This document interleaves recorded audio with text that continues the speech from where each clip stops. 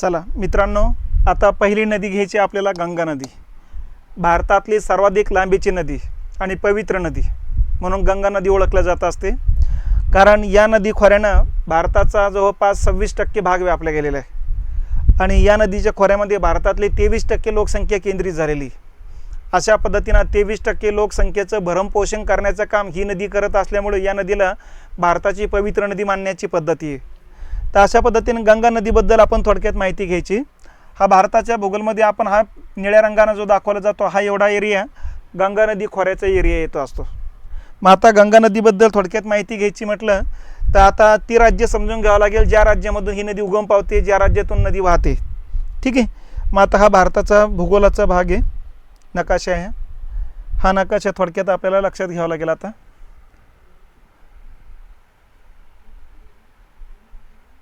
ठीक आहे, हा भाग येतोय.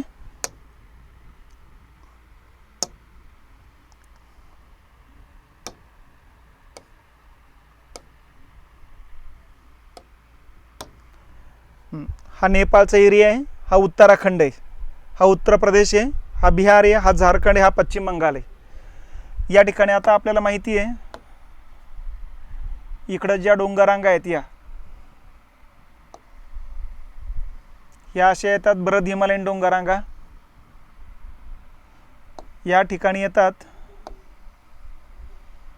मध्य हिमालयन डोंगररांगा आणि या ठिकाणी येतात शिवालिक टेकड्या.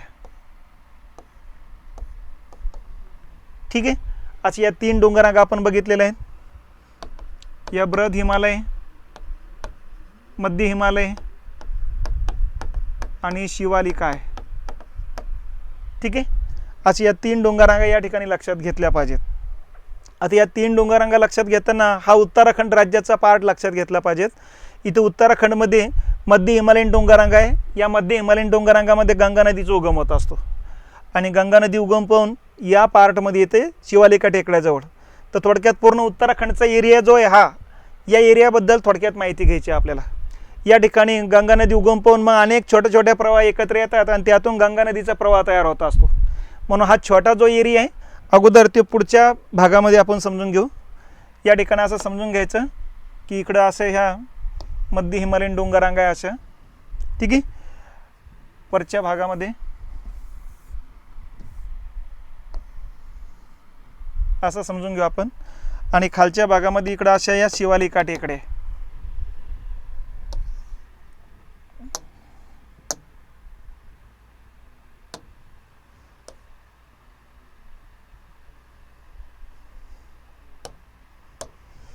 आता या ठिकाणी लक्षात घेतलं पाहिजेत इथं गंगोत्री नावाचं ठिकाण लागतं. ठीक आहे. या ठिकाणी केदारनाथ नावाचं ठिकाण लागतं. या ठिकाणी बद्रीनाथ नावाचं ठिकाण लागत असतं.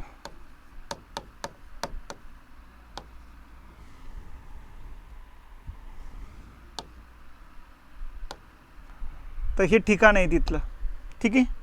हे केदारनाथ आहे, इथं बद्रीनाथ आहे. आता या ठिकाणी होतं काय, गंगोत्री नावाची या ठिकाणी हिमनदी आहे. 30 किलोमीटर लांबीची हिमनदी आहे, जवळपास 3 किलोमीटर रुंदीची येते. मध्य हिमालयन डोंगररांगेचा पार्ट आहे हा. खाली शिवालिका टेकडे आहे. यांच्या दरम्यान हा उत्तराखंड राज्याचा पार्ट आहे सगळा. ठीक आहे. आणि या गंगोत्रीजवळ इथं उगम पावते या ठिकाणी गंगा नदी. गंगा नदीला सुरुवातीचं नाव आहे भगीरथी. ही भगीरथी नदी उगम पावते बघा. आणि ही भगीरथी नदी अशी खाली येते असते इकडं. ठीक आहे. या नदीलाच या बाजूने येऊन मिळत असते भीलगंगा. ही भीलगंगा नदी. ही नदी भगीरथीला जिथे येऊन मिळते तिथं टेहरी नावाचं गाव लागतं. टेहरी. आणि इथं टेहरी नावाचा प्रकल्प उभारण्यात आलेला आहे. तर अशा पद्धतीने 140 किलोमीटर लांबीची ही भगीरथी नदी आहे. आणि या भागात बद्रीनाथला उगम पावते अलकनंदा नदी. इथं उगम पावणारी नदी कुठली मग अलकनंदा. आणि केदारनाथला या ठिकाणी उगम पावते मंदाकिनी नदी. ठीक आहे. मग इकडून येते मंदाकिनी. मग अशा पद्धतीनं मंदाकिनी इथे खाली येते आणि अलकनंदा अशी सरळ खाली येते आणि इकडं भगीरथीला येऊन मिळते बघा. आता मंदाकिनी जिथं येऊन मिळते या ठिकाणी रुद्रप्रयाग नावाचं गाव लागतं आणि अलकनंदा आणि भगीरथी जिथे येऊन मिळतात तिथं देवप्रयाग नावाचं गाव लागतं संगमावरती. आणि इथून पुढचा एकत्रित प्रवाह म्हणजे गंगा नदी. मग ही गंगा नदी आता इथून पुढचं नाव धारण करत असते बघा. मग इथं शिवालिका टेकड्या ऋषिकेश नावाचं गाव आहे. इथं या ऋषिकेश नावाच्या गावाजवळ ही नदी या ठिकाणी शिवालिका टेकड्या ओलांडते आणि इथून पुढं सकल मैदानी भागामध्ये प्रवेश करते. सुरुवातीला उत्तराखंड आणि नंतर उत्तर प्रदेशमध्ये. आलं लक्षात. मग अशा पद्धतीनं वरच्या भागातली स्थिती येत असते. बद्रीनाथला उगम पावणारी अलकनंदा जी आहे तिला डाव्या बाजूने आणखीन काही उपनदी येऊन मिळतात. यातली पहिली नदी येऊन मिळत असते धौली गंगा. मग ही धौली गंगा नदी आहे. ठीक आहे. दुसरी नदी येऊन मिळत असते नंदाकिनी. ठीक आहे. आणि तिसरी नदी येऊन मिळत असते पिंडारी. मग धौली गंगा आणि अलकनंदा यांच्या संगमावरती इथं विष्णुप्रयाग नावाचं गाव लागतं. नंदाकिनी आणि अलकनंदा यांच्या संगमावरती नंदप्रयाग नावाचं गाव लागतं. आणि पिंडारी आणि अलकनंदा यांच्या संगमावरती कर्णप्रयाग नावाचं गाव लागतं. तर विष्णुप्रयाग 1, नंदप्रयाग 2, कर्णप्रयाग 3, रुद्रप्रयाग 4, देवप्रयाग 5 हे प्रयाग आणि नंतर यांचं सगळ्यांचं प्रयागराज, अलाहाबाद हे 6. तर अशा पद्धतीनं हे संगमावरची गावं लक्षात घ्यायची. तर सुरुवातीचा या ठिकाणी मध्य हिमालयन डोंगररांगा आणि शिवालिका टेकड्या यांच्या दरम्यानचं हे नदीचं पात्र लक्षात घ्यायचं बघा. केदारनाथला मंदाकिनी नदी उगम पावत असते. बद्रीनाथला अलकनंदा नावाची नदी उगम पावत असते. गंगोत्रीला भगीरथी नावाची नदी उगम पावत असते.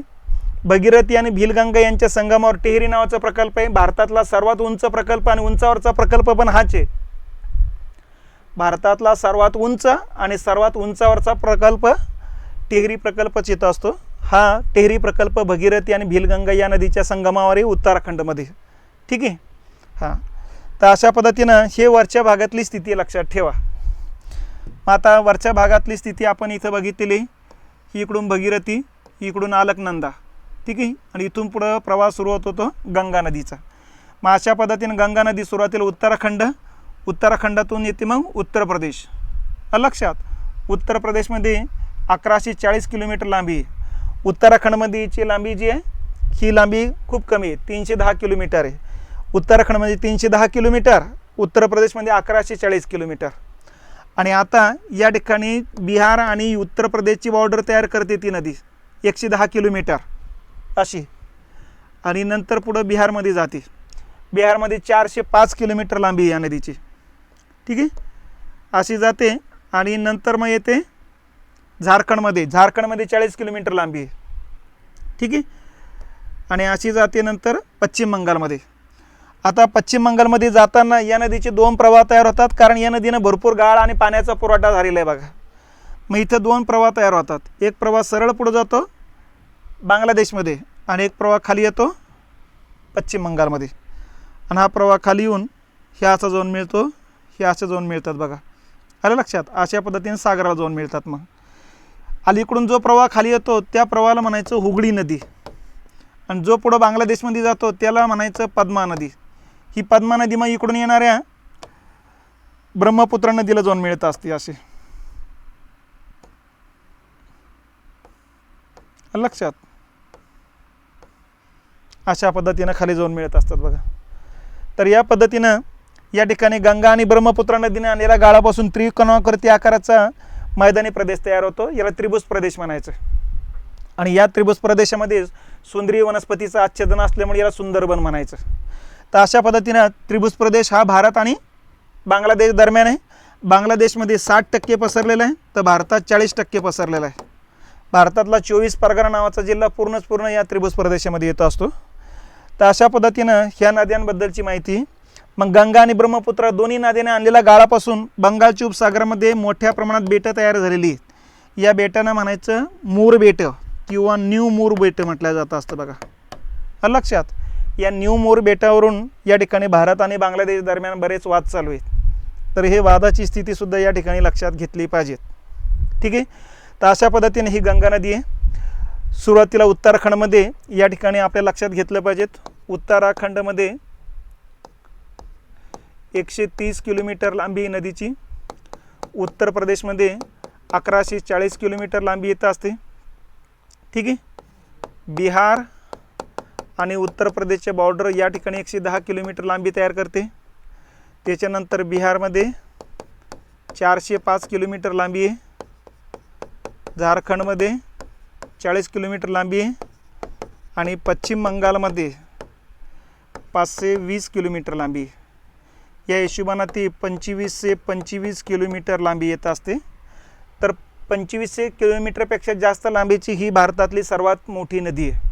आलं लक्षात. 2525 किलोमीटर लांबी येते बघा. उगम होत असतो गंगोत्री आणि बद्रीनाथ या ठिकाणी उगम पावणारे भगीरथ आणि अलकनंदाचे एकत्रित प्रवाहातून आणि शेवट होत असतो भारत आणि बांगलादेशामध्ये, कारण 2 प्रवाह तयार करते. या दोन्ही देशात शेवट होतो, अनेक शाखेमार्फत शेवट होत असतो बंगालच्या उपसागराला. टोटल 2500 किलोमीटर लांबी आहे. आलं लक्षात. 5 राज्यातून वाहत असते भारतातल्या. उत्तराखंड 1, उत्तर प्रदेश 2, बिहार 3, झारखंड 4, पश्चिम बंगाल 5 आणि 2 देशातून वाहत असते भारत आणि बांगलादेश. आलं लक्षात. तर अशा पद्धतीनं नदी येते. या नदीला जे पाणी येतं इथून पाण्याचा पुरवठा होतो जवळपास 11 राज्यातून पाणी येतं असतं बघा. तर 11 राज्याचा जवळपास 8,60,000 चौरस किलोमीटर एरिया या नदी खोऱ्याने व्यापला गेलेला आहे. म्हणजे भारताच्या एकूण क्षेत्रफळाच्या 26%. आलं लक्षात. तर 26% भागामध्ये ही नदी येत असते बघा. तर या नदीला म्हणायचं गंगा नदी. मग आता गंगा नदीचे पश्चिम बंगालमध्ये 2 प्रवाह तयार होतात, एक पद्मा आणि एक हुगळी. पद्मा नदीवरती बॉर्डरवरती फरक्का नावाचा प्रकल्प आहे बघा. या फरक्का प्रकल्पाच्या पाणी वाटपावरून सुद्धा भारत बांगलादेश दरम्यान आतापर्यंत तंटे होते. आता तो करार झालेला आहे, तंटे मिटलेले आता. आणि हुगळी नदीवरती मयूराक्षी नावाचा प्रकल्प उभारण्यात आलेला आहे पश्चिम बंगालमध्ये. तर पश्चिम बंगालमध्ये गंगा नदीच्या 2 प्रवाहावरती 2 प्रकल्प आहे असं लक्षात घ्यायचं. ठीक आहे. मग आता गंगा नदीची उपनद्या कुठल्या कुठल्या आहे. आता ही गंगा नदी पूर्व दिशेनं वाहते म्हणजे पूर्ववाहिनी नदी आहे. तशी आग्नेय दिशेनं वाहते ती, पण आग्नेय ईशान्य वाहिन्याचा प्रकार नसतो. मग आता डाव्या बाजूनं कुठल्या कुठल्या नद्या येतात. डाव्या बाजूनं पहिली नदी येत असते बघा उत्तराखंडमधून अशी रामगंगा. ठीक आहे. दुसरी नदी येत असते गोमती. या गोमती नदी काठीच लखनौ शहर येत असतं बघा. तिसरी नदी येत असते घागरा. घागरा या नदीलाच अयोध्याजवळ शिरयू असंही म्हटलं जातं असतं. ठीक आहे. त्याच्यानंतर इकडं बिहारमधून येणारी नदी आहे गंडक. ठीक आहे. पुढच्या भागात येत असते कोसी. नेपाळ आणि बिहारमध्ये येत असते बघा. गंडक नेपाळ आणि बिहारचा संबंध आहे. रामगंगा गोमती आणि घागराचा या ठिकाणी रामगंगेचा या ठिकाणी उत्तराखंड आणि उत्तर प्रदेशचा संबंध आहे.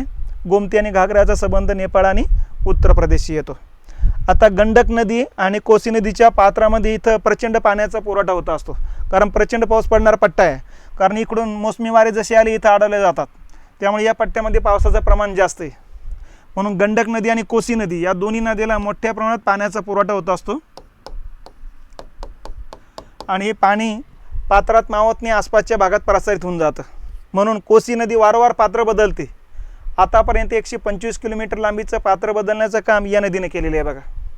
तर अशा पद्धतीने ही कोसी नदी आहे जगातली सर्वात वेगवान पात्र बदलणारी नदी म्हणून ओळखलं जात असते.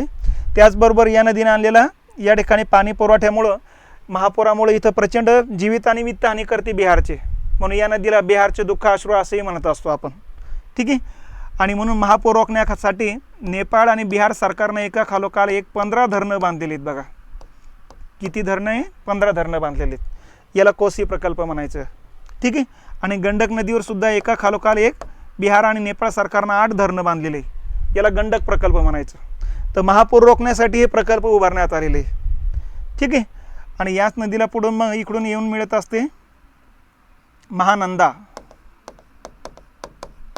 अशा या नद्या लक्षात ठेवायच्या. डाव्या बाजूच्या पहिली रामगंगा येणार, नंतर गोमती येणार, नंतर घागरा, नंतर गंडक, नंतर कोसी आणि नंतर महानंदा. डाव्या बाजूची या नद्या आहेत. आता उजव्या बाजूचं जर बघितलं आपण तर उजव्या बाजूमध्ये या ठिकाणी उगम पावते यमुनोत्रीला यमुना नदी. यमुना नदी हिमाचल प्रदेशमधून येते हरियाणामध्ये. हरियाणातून दिल्ली, दिल्लीतून उत्तर प्रदेश, आणि अशी जात उत्तर प्रदेशमध्ये अलाहाबाद नावाचं ठिकाणी म्हणजे प्रयागराज या ठिकाणी ही नदी जाऊन मिळते. या नदीचं नाव आहे यमुना. 1376 किलोमीटर लांबीची नदी आहे.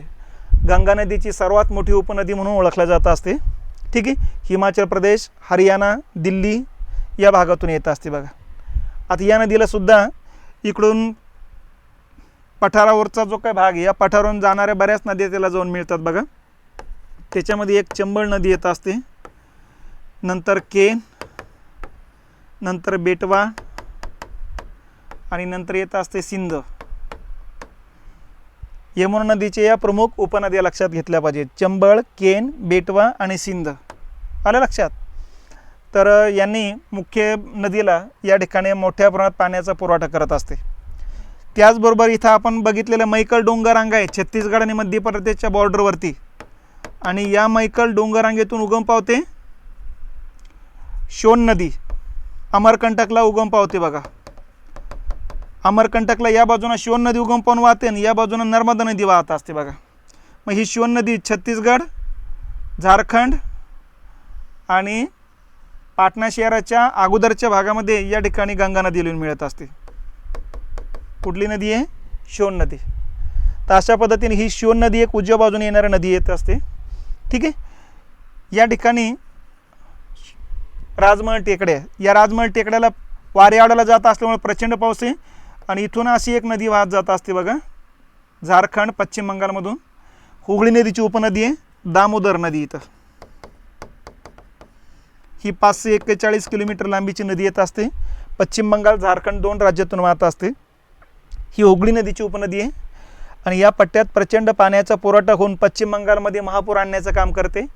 महापुरामुळं पश्चिम बंगालचे दुःखाश्रू म्हणून या नदीला ओळखले जात असते.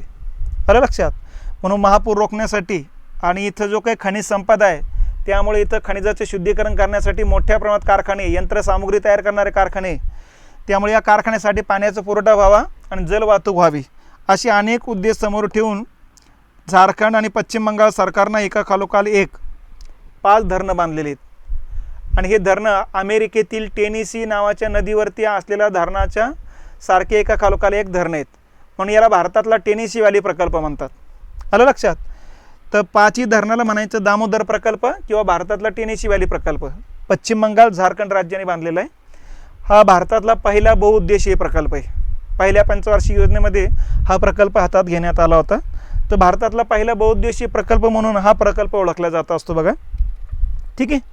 त्यामुळं पिण्यासाठी पाणी आलं, उद्योगासाठी पाणी आलं, शेतीसाठी पाणी आलं, जलसिंचनासाठी पाणीचं आहेच, परंतु ऊर्जा निर्माण करण्यासाठी पाणी आहे, जलवाहतुकीसाठी पाणी आहे आणि महापूर रोखण्याचं कामसुद्धा या धरणामुळे झालेले.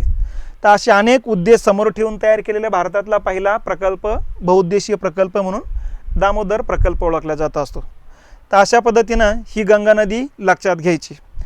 तर या पद्धतीनं गंगा नदीचं उगम होत असतं मध्य हिमालयीन डोंगररांगेमध्ये, उत्तराखंडमध्ये, आणि गंगोत्री नावाचे हिमनदीचा बर्फ वितळून जो पाण्याचा प्रवाह तयार होतो तो म्हणजे गंगा नदी. तर अशा पद्धतीने ही गंगा नदी आहे 5 राज्यातून वाहत असते. उत्तराखंड 1, उत्तर प्रदेश 2, बिहार 3, झारखंड 4, पश्चिम बंगाल 5. 5 राज्यातली हिची टोटल लांबी 2525 किलोमीटर आहे. ठीक आहे. आणि या नदी खोऱ्याला या ठिकाणी 11 राज्याचं पाणी येतं. मग हे 5 राज्य तर आहेच. 6वं येतं हिमाचल प्रदेश, 7वं येतं या ठिकाणी हरियाणा, 8वं येतं दिल्ली, 9वं येतं राजस्थान, 10वं येतं मध्य प्रदेश, 11वं येतं छत्तीसगड. तर अशा पद्धतीनं 11 राज्यामधून हे नदी खोरं वाहत असतं. तर याला म्हणायचं गंगा नदीचे खोरे. ठीक आहे. ह्याच्यामध्ये काय काय बघितलं आपण असं लक्षात घ्यायचं बघा. हे गंगा नदी उगम गंगोत्री आलं लक्षात. लांबी टोटल लांबी येते 2525 किलोमीटर. त्याच्यानंतर वाहिनी, ही नदी वाहते पूर्व दिशेनं. त्याच्यानंतर राज्य उत्तराखंड, उत्तर प्रदेश, बिहार, झारखंड, पश्चिम बंगाल. ठीक आहे. त्याच्यानंतर देश जर विचारले तर देश आहे भारत आणि बांगलादेश. भारत, बांगलादेश, परंतु नदी खोऱ्यामध्ये नेपाळ पण येईल. ठीक आहे. नदी खोऱ्याचं क्षेत्रफळ किती येतं? 8.60 लाख चौरस किलोमीटर. ठीक आहे. टोटल भारताच्या किती एरिया येतो? भारताच्या 26% एरिया येतो या. ठीक आहे. त्याच्यानंतर उपनद्या लक्षात घ्यायच्या. मग उपनद्या बघताना डावी बाजू आणि उजवी बाजू.